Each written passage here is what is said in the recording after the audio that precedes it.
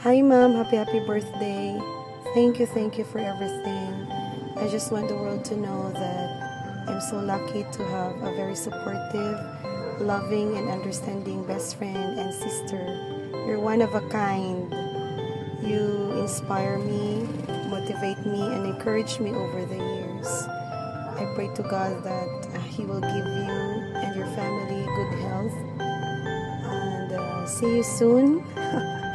Pabay pa nga makapauli na kamo next year para makaupdanay man kita. Thank you very much. I love you so much.